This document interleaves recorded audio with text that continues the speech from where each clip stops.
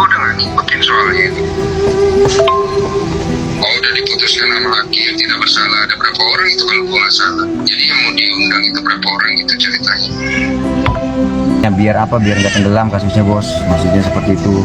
Dan terima kasih banyak kepada RJJ Channel Bang Roni yang telah menyambungkan ke tim Dede Sumargo.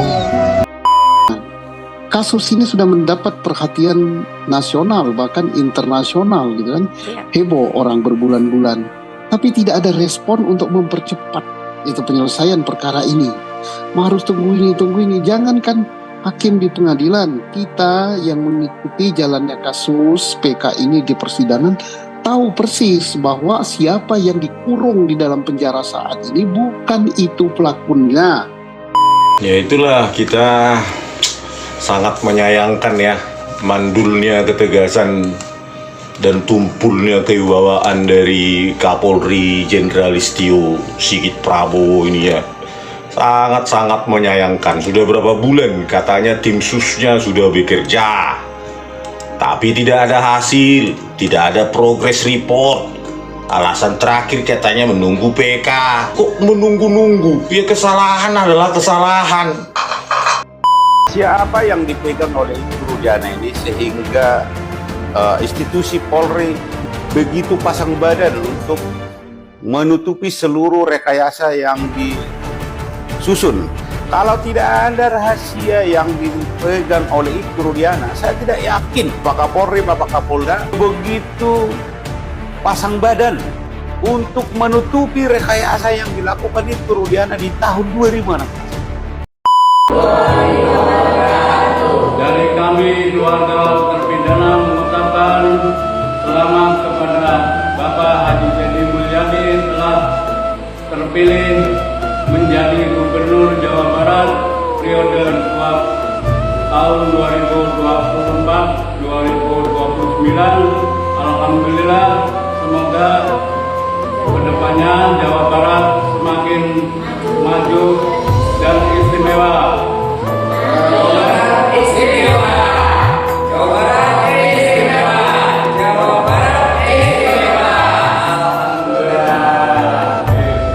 Harapannya semoga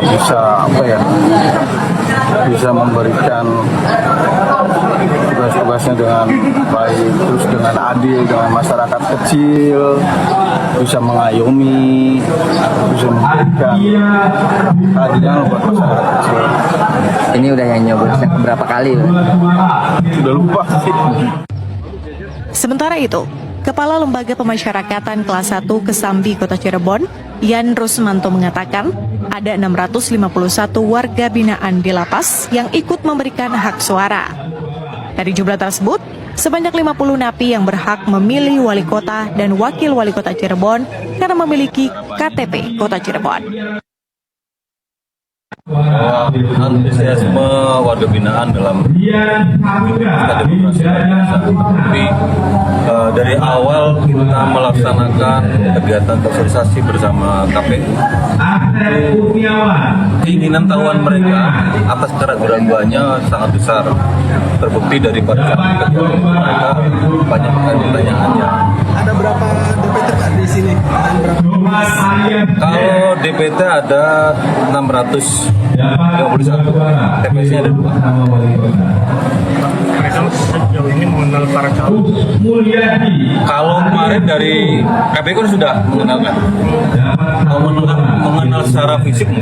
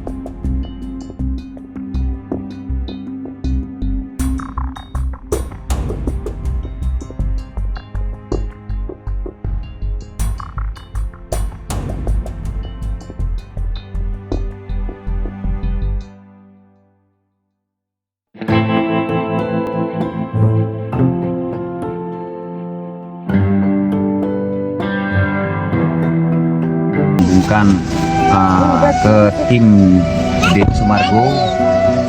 Terima kasih banyak. Bisa dilakukan terhadap PK kasus Vina ketika memang sudah selesai sidangnya, menunggu putusan hakim, tetapi tidak ada upaya yang bisa kita lakukan lebih jauh untuk bisa mendesak agar bisa lebih cepat atau mengetahui siapa hakim-hakimnya, sudah sampai di mana prosesnya. Apa kira-kira yang menurut Anda bisa dilakukan? Kalau tanggapan saya pertama ya, hakim kita pada level Mahkamah Agung belum berubah gitu. Masih kolot gitu, lot gitu kan. Nah, kasus ini sudah mendapat perhatian nasional bahkan internasional gitu kan. Heboh orang berbulan-bulan. Tapi tidak ada respon untuk mempercepat itu penyelesaian perkara ini.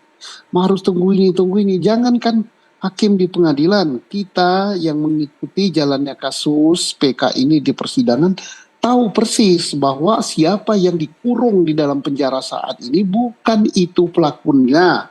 Bahkan bukan itu pelakunya, perkaranya tidak ada. Sama dengan perkara Bu Supriyani, pembunuhan itu tidak ada. Yang ada adalah kecelakaan lalu lintas tunggal. Hakim mestinya jauh lebih tahu. Kenapa fakta hukum yang terungkap di persidangan PK nggak ada sama sekali itu, rekayasa full gitu. Ngapain berlama-lama ditahan, putusannya ditunda-tunda. Orang ini di dalam penjara loh, ini negara Pancasila. Negara Pancasila. Orang di penjara itu rasanya kayak apa? Rasain gitu. Nah sekarang, sehingga orang menimbulkan dugaan macam-macam ke pengadilan. Jangan salahkan. Apa? Oh pantas terjadi kasus 1 triliun suap. Oh pantas 51 kilogram emas. Oh pantas banyak hakim agung yang terjerat. Fakta itu, saya ngomongin fakta, bukan saya buat-buat, kan banyak hakim agung yang terlibat. Oh pantas bahkan level sekjen Mahkamah Agung aja ditangkap oleh KPK. Nah kok tidak berubah gitu kan. Oke lah, berubah lah, mudah-mudahan dialog kita ini didengar. Jangan hakim itu menganggap, oh wakil Tuhan gak boleh dikoreksi. Enggak lah, mereka manusia kayak kita ini, mereka aparat, memberikan keadilan pada rakyat, yang menggaji juga kita, yang mengangkat juga kita, yang memberi kewenangan kepada mereka juga kita. Melalui undang-undang yang dibuat tentang peradilan, tentang Mahkamah Agung. Kita yang memberi kewenangan melalui wakil kita di DPR. Jangan begitu duduk di sana udah kayak di Menara Gading, nggak boleh diganggu-gugat. Wakil Tuhan kalau dia menjalankan yang benar, ya, jangan dianggap bahwa mereka nggak bisa bersalah, apa putusannya pasti 100% benar. Tidak, undang-undang pun memberikan celah untuk kita melakukan perlawanan terhadap putusan itu. Pada tingkat pertama banding, pada tingkat kasasi, pada tingkat PK gitu. PK pun tidak terbatas 1 kali gitu. Nah, kecepatan itu perlu, apalagi orang itu ditahan. Kalau ingin merasakan, cobalah Anda ditahan aja 1 malam, kayak apa rasanya? Baik. Ini sudah 8 tahun gitu ya. Iya. Pak Susno, terakhir mungkin apa pesan buat masyarakat yang cukup semangat dan antusias untuk mengawal kasus-kasus yang seperti Ibu Supriyani dan kasus Vina? Apa yang mungkin bisa kita katakan kepada publik yang dengan begitu semangatnya memantau, mengikuti perkembangan, dan kemudian merekalah yang mungkin bisa dikatakan sebagai pendesak agar aparat-aparat yang seharusnya melakukan tugas mereka kembali lagi ke relnya? Ya, perubahan itu, perubahan demokrasi, reformasi, perubahan hukum itu tidak terlepas dari besarnya peran media. Saya berterima kasih gitu dengan media-media televisi swasta ya, termasuk yang sangat getol yaitu Nusantara TV dan televisi lainnya. Kemudian peran-peran dari YouTube, channel publik, dan termasuk WA dan sebagainya, itu bentuk-bentuk pengawalan. Sebenarnya kalau tidak ada pengawalan seperti ini, pengawalan dari media, maka ini tenggelam gitu. Mereka bisa berbuat seenaknya. Jadi mari kita sama-sama untuk kasus-kasus yang kita anggap itu ketidakadilan, ketidakbenaran, itu mari kita angkat ke ranah publik, kita berikan pendapat-pendapat, dan juga kita berharap kepada yang sedang mengawaki institusi penegakan hukum, institusi pemerintahan, jangan alergi terhadap kritik. Pak Rudi tadi sempat disinggung juga mengenai saksi Dede ya, yang tentu belakangan ini sangat mengejutkan begitu kesaksiannya. Menyebut Anda mengarang skenario.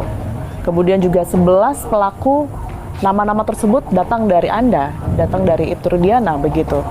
Apa bukti bahwa Anda memang tidak pernah terlibat dalam pengarangan skenario tersebut, Pak Rudi? Apa yang Dedek sampaikan itu tidak benar ya Mbak ya. Apalagi kaitan dengan nama-nama tersangka. Karena saya pun mendapat informasi kaitan dengan para pelaku dari mereka.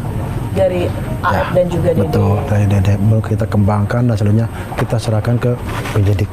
Karena hanya sebagai korban yang kebetulan dapat informasi dari masyarakat, kemudian saya amanah sebagai orang tua korban, wajar ketika orang tua manapun anaknya meninggal dengan tidak wajar, juga ada pembunuhan, kemudian ada informasi dari masyarakat, kita berbuat. Apa yang dipegang oleh Ibu Rudiana ini sehingga institusi Polri begitu berapi-apinya, begitu pasang badan untuk menutupi seluruh rekayasa yang disusun atau yang dibuat oleh Ibu Rudiana di tahun 2016. Kalau tidak ada rahasia yang dipegang oleh Ibu Rudiana, saya tidak yakin Polri, Bapak Kapolri, Bapak Kapolda, ya kan, sebegitu pasang badan untuk menutupi rekayasa yang dilakukan Ibu Rudiana di tahun 2016. Padahal kasat mata, orang sudah tahu bahwa ini adalah hasil rekayasa. 8 orang terpidana yang sekarang ada 7 di dalamnya merupakan terpidana seumur hidup.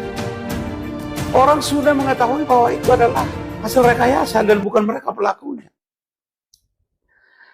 Belum lagi tentang dibukanya ekstraksi percakapan handphone Pina dan beberapa temannya termasuk Widi dan Mega. Lantas bagaimana mungkin hanya kurang dari 1 menit atau kurang dari 5 menit orang melakukan peristiwa sebesar itu? Mulai dari melempari, ya kan? Jatuh, setelah jatuh dibawa ke belakang showroom. Di belakang showroom diperkosa secara bergiliran. Lalu kemudian dibunuh, dibawa lagi ke flyover. Supaya seolah-olah itu karena kecelakaan. Jadi nggak usah lah, Bapak Kapolri nggak usah terlalu pasang badan. Kalau memang sudah terlanjur terjadi misalnya rekayasa itu, ya sudah cukup minta maaf aja. Tidak harus bereaksi sekeras itu untuk menutupi. Karena bagaimanapun cara institusi Polri untuk menutupi ini tidak akan mungkin lagi masyarakat percaya. Anda perlu menyadari bahwa institusi Polri itu adalah lembaga negara yang dibentuk berdasarkan peraturan perundang-undangan. Jadi itu instrumen. Bukan milik perorangan atau milik individu. Itu bukan polisi swasta. Kalau polisi swasta ya sah-sah saja kan. Siapa yang bayar ya itu yang dibela. Beda dengan institusi negara. Institusi negara nggak boleh seperti itu. Institusi negara itu harus tegak lurus terhadap peraturan perundang-undangan. Tegak lurus terhadap kebenaran. Untuk apa? Untuk melahirkan keadilan. Ya.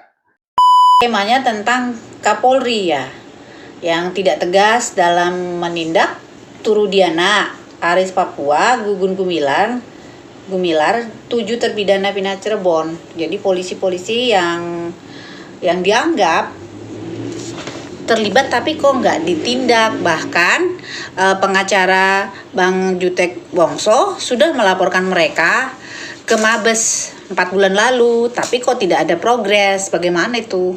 Ya itulah, kita sangat menyayangkan ya mandulnya ketegasan dan tumpulnya kewibawaan dari Kapolri Jenderal Listio Sigit Prabowo ini ya. Sangat-sangat menyayangkan. Sudah berapa bulan katanya tim susnya sudah bekerja, tapi tidak ada hasil, tidak ada progress report. Alasan terakhir katanya menunggu PK. 7 terpidana, termasuk 8 ya, Sakatata 8. Menunggu PK itu, kok menunggu-nunggu? Ya kesalahan adalah kesalahan. Gitu loh. Jangan beraninya kalau di luar korpsnya sendiri, institusinya sendiri. Ya, mana ketegasan seorang jenderal bintang 4? Ya, cuma Ibtu Rudiana aja pun tidak bisa dibereskan. Ya. Ya bagaimana kasus-kasus lain di daerah-daerah lain yang tidak ada terekspos media, ya. Saya juga sudah pernah melaporkan 6 kali Dumas Presisi ke Dumas Presisi yang diluncurkan oleh Jenderal Listio Sigit Prabowo ini tahun 2021. Diluncurkan saat itu dengan uang rakyat, uang kita bersama. Tapi hasilnya apa? Omong kosong. 6 kali hasilnya apa? Tidak berkadar pengawasan. Apa itu? Bukti ilmiah dibalas dengan tidak berkadar pengawasan. Jadi asal-asalan, tidak ada progress reportnya Dumas Presisi ini. Jadi saya juga sudah lapor ke Komisi 3. Nggak ada hasil, cuma kami tembuskan ke pimpinan DPR, pimpinan Komisi 3, ya sudah selesai. Ya. Jadi kita lihatlah ya, rapat kerja demi rapat kerja DPR, Komisi 3 terutama, dengan Kapolri. Apa hasilnya coba? Ya, akhir-akhir ini ya, ribut masalah judi online. Apa hasilnya? Memang pertemuan rapat kerja berikutnya Komisi 3 itu tanyakan hasilnya. Nggak ada. Mereka akan beralih ke isu lain, dan beralih ke isu lain, dan ke isu lain. Jadi nggak ada review apa yang sudah mereka tanyakan kepada Kapolri sebulan yang lalu, 2 bulan lalu, 3 bulan lalu, 1 tahun lalu. Apa hasilnya? Tapi kalau cuma omongan keras-kerasan gitu nggak ada gunanya. Ya, dulu juga pernah kasus Jessica disuarakan, pengadilan sesat. Apa mereka tindak lanjuti lagi Komisi 3 itu? Nggak ada. Cuma petenteng-petenteng aja mereka ngomong sama Kapolri. Harusnya kan ditanyakan bagaimana ini. Itu loh. Kelanjutannya bagaimana? Apa yang sudah Anda lakukan untuk memperbaiki ini? Ya. Jadi seperti kasus judi online ini lagi ribut-ribut sekarang di apa itu? Di Komisi 3. Lihat aja. Bulan depan rapat kerja sudah lupa itu Komisi 3 itu. Jadi inilah mentalitas ya, mentalitas cepat lupa, mentalitas yang nggak ada review, pendalaman hasil yang pertemuan raker sebelumnya. Ya, itulah kualitas Komisi 3. Ya, ketika saya laporkan pun namanya Tito Karnavian, Krisnamurti, Muhammad Noel Azhar ke mereka, langsung kocar-kacir. Nggak ada mentalitas. Begitu disebutkan Tito Karnavian, langsung mereka sok Buddha, sok tuli, sok bisu. Inilah kualitasnya. Lihat saja nanti, apapun yang disuarakan Komisi 3 itu tidak ada yang ditindaklanjuti itu. Coba cuap-cuap aja itu. Besok rapat kerja dengan Kapolri ya balik lagi, entah ke isu yang mana. Itulah. Ya. Inilah udah jelas-jelas kita tangkap bahasa Muhammad Noel Azhar. Ya, kombes dia sekarang, kombes. Ya, memanipulasi barang bukti digital dengan perangkat lunak gratisan, software gratisan bernama e-Redsoft. Ya. Santai aja itu Kapolri, ya. Santai aja. Kenapa tidak ada desakan kuat dari Komisi 3? Tidak berani mereka. Cuma sekali pertemuan ngomong agak keras, setelah itu foto-foto, ya selesai. Bulan depan ya nggak tahu lagi apa yang diomongkan. Ya. Inilah wakil kita di sana ya cuma seperti itu kualitasnya, tapi ketika kampanye superhuman semua, Superman. Kita laporkan pun cuma dilapor. Sudah kami tembuskan ke pimpinan Komisi 3. 0 hasilnya sampai saat ini. Ya bagaimana dia bisa dihargai oleh Listio Sigit Prabowo? Pasti dia pada saat di raker, mak, ya udahlah. Bulan depan juga kita ketemu, nggak ada lagi kau singgung itu. Ya ku jawab aja sekenanya. Hasilnya nggak ada. Ya, itu kasus Jessica Wongso, kasus Vina Cirebon, ya itulah.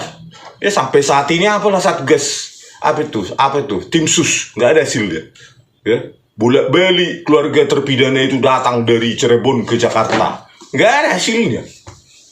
Ya, terus kita lihat lagi yang paling mengkhawatirkan juga ya kasus Afif Maulana itu yang Kapolda Sumatera Barat, siapa namanya, Irjen Suharyono dengan entengnya ya, DVR hanya punya keterbatasan 11 hari sudah override, terhapus otomatis, sama seperti kasus Jessica Kumala Wongso. Mereka meniru saya kasus yang lain juga ya, Kanjuruhan atau yang lain itu. Itu aja polanya terus diulangi ini polisi ini. Ya. Makanya punya kualitas DPR itu ketika kita memilih, jangan berdasarkan karena dikasih duit.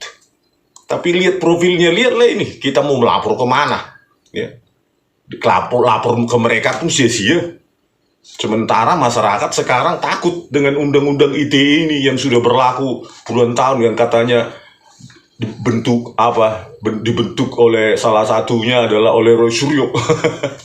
Undang-undang ITE untuk membungkam kita, menakut-nakuti kita. Rakyat sudah 10 tahun lebih ini menjadi takut bersuara, ya, takut dengan ancaman undang-undang ITE. Ya, inilah kita sangat mengkhawatirkan ya bagaimana kepasifan masyarakat, didukung juga Komisi 3 yang amnesia cepat lupa, ya, amnesia kolektif mereka itu, ya. Isu terus beralih-beralih tanpa ada kinerja sama sekali. Hasil mereka apa? Perbaikan hukum di Indonesia itu apa? Ya.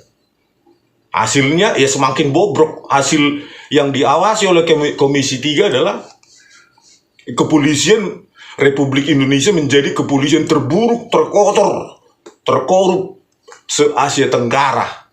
Ya. Harusnya Komisi 3 itu malu.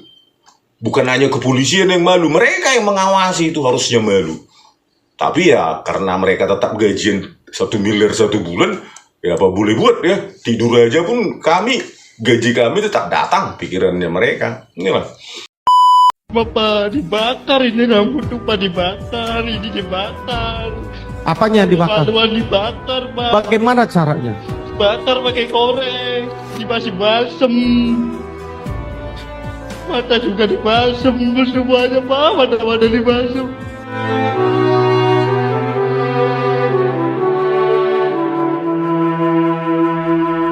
Tangisan seorang ibu merindukan anaknya,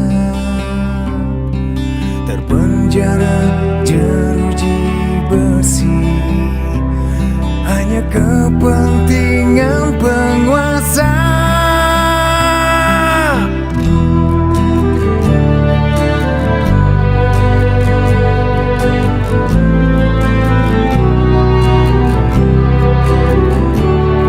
Berjalan tak tentu arah, mencari keadilan. Berharap semuanya berakhir, penderitaan rakyat kecil. Ku berdoa ibu. Upah di persidangan PK, saya nggak tahu mau apa lagi. Ya, kalau mau begitu mungkin kami harus pinjam CCTV dari Yang Maha Kuasa nanti, gitu kan? Kalau memang mau yang sempurna, zaman nanti kami coba bersurat gitu ya kepada Yang Maha Kuasa, pinjam CCTV-nya, rekamannya sebelum waktu dipakai nanti mengadili di mana, di akhirat nanti gitu kan? Kami pinjam dulu deh rekamannya, gitu kan? Saya rasa marilah kita pakai hati nurani kita. Terima kasih banyak juga buat Ferry dan yang lainnya yang selama ini konsisten selalu membantu saya untuk mencari jalan.